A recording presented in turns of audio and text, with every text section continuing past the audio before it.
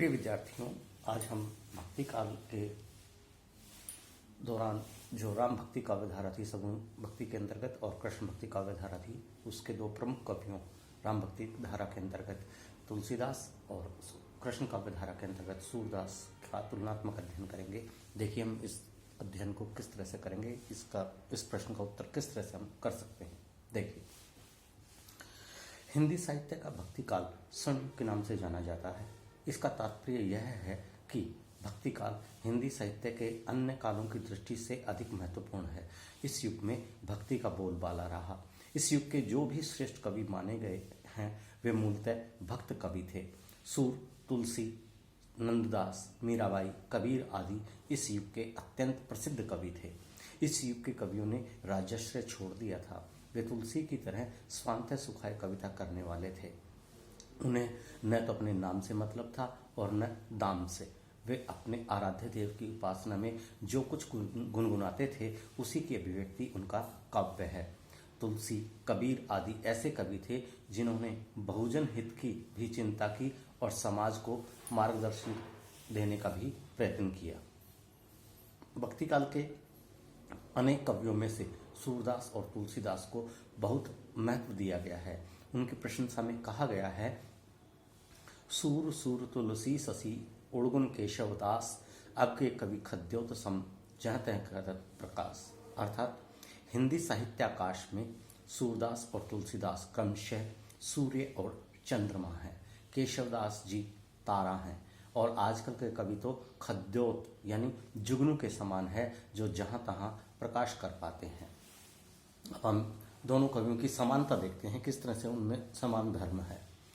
जहाँ तक सूर के सूर्य और तुलसी के चंद्रमा कहे जाने की बात है, इस बारे में मतभेद है, विवाद है। कुछ समीक्षक तुलसी को सूर्य और सूर को शशि यानी चंद्रमा मानने के पक्ष में हैं। सूर, शशि, तुलसी, रवि ऐसी उनकी मान्यता है। अब रहा प्रश्न दोनों की समानता का, तो दोनों कवियों में काफ़ी कुछ समानता दिखाई देती है। दोनों भक्ति काल के श्रेष्ठ कवि हैं, दोनों सगुणोपासक कवि हैं। एक कृष्ण के उपासक हैं तो दूसरे राम के। दोनों उच्च कोटि के भक्त भी हैं।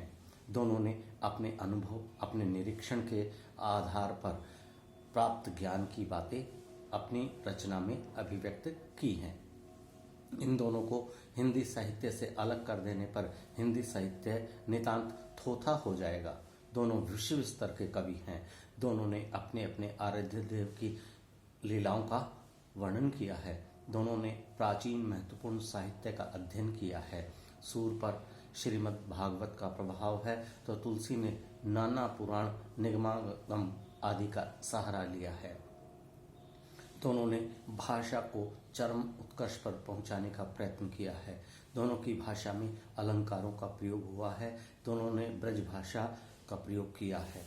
तुलसी मुख्यतः अवधी भाषा के कवि माने जाते हैं, परंतु उन्होंने विनय पत्रिका, गीतावली आदि जो उनकी रचनाएं हैं वो ब्रज भाषा में ही रची हैं।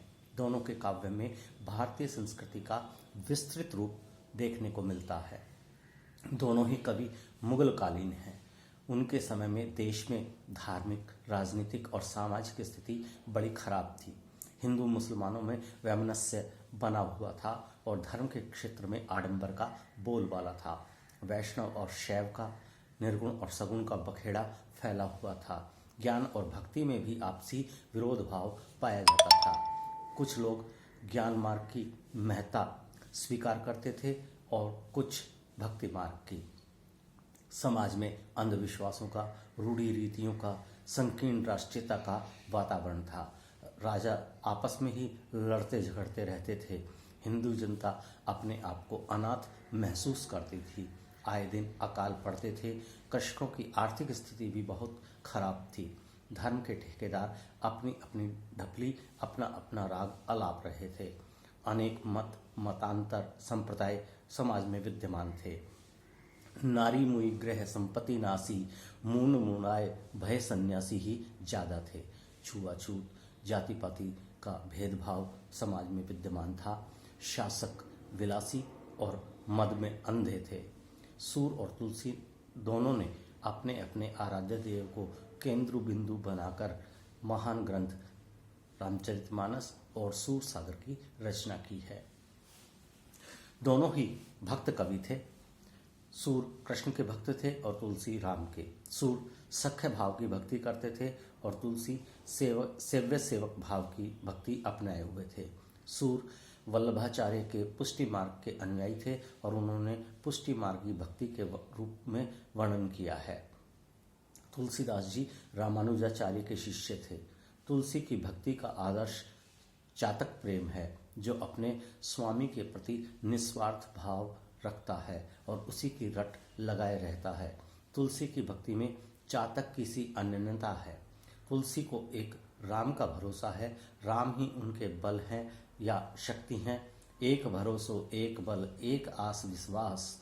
सूर अपने आराध्य कृष्ण से सखा की भांति लड़ लेते हैं और उन्हें कुलाना देते हुए कहते हैं, आज मैं एक एक कर टरियों, कह लेते हैं। इस तरह से वो अपने उद्धार के लिए सत्याग्रह करके बैठ जाते हैं।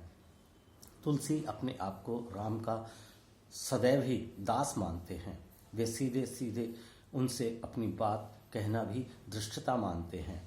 वे सीता माता के माध्यम से राम को अपनी याद दिलवाते हैं। वे राम को अपना बहुत बड़ा और स्वयं को अति तुच्छ मानते हैं। भक्ति की अनन्यता दोनों में है। सूर की गोपियां भी कृष्ण को अपना सर्वस्व मानती हैं। उद्धव उनको निर्गुण निराकार ब्रह्म के रूप का ध्यान करने का उपदेश करते हैं, परंतु उनका यह प्रयत्न गोपियों की अनन्य भक्ति के सामने एकदम धाराशायी हो जाता है। उद्धव कृष्ण के सामने जाकर कहते हैं, मेरो कहो पवन को भूस भयो गावत नंद कुमार। गोपियां उद्धव से पूछती हैं कि आप ही बताइए कि जब हमारे पास एक ही मन है और उसमें कृष्ण तिरछे होकर अड़े हुए हैं, तो हम किस मन से निर्गुण का ध्यान करें। और वो कहती हैं, उधो मन न भय 10-20, एक हूँ तो सो गयो श्याम संग को आराध है ईस। कि हमारे कोई 10-20 मन नहीं है, हमारे पास तो एक ही मन है। और वो भी कृष्ण जब यहाँ से मथुरा गए तो वो भी अपने साथ ले गए। अब हम किस मन से उनका तुम्हारे द्वारा बताए गए निर्गुण निराकार ब्रह्म का ध्यान करें। हम इस काम में समर्थ नहीं हैं, क्योंकि हमारा मन ही हमारे पास नहीं है। सूर स्वयं भी कृष्ण की भक्ति के बारे में कहते हैं, मेरो मन अन्यत्र कहाँ सुख पावे। कृष्ण को छोड़कर मुझे अन्य कहीं शांति सुख नहीं मिल सकती। जैसे उड़ी जहाज को पंछी पुनः जहाज पे आवे। कि जिस तरह से समुद्र में चलने वाले जहाज पर यदि कोई पक्षी है तो वो उड़कर इधर उधर दूसरा ठिकाना तलाशने की कोशिश करता है, लेकिन दूर दूर तक पानी पानी दिखाई देने के कारण वो वापस उसी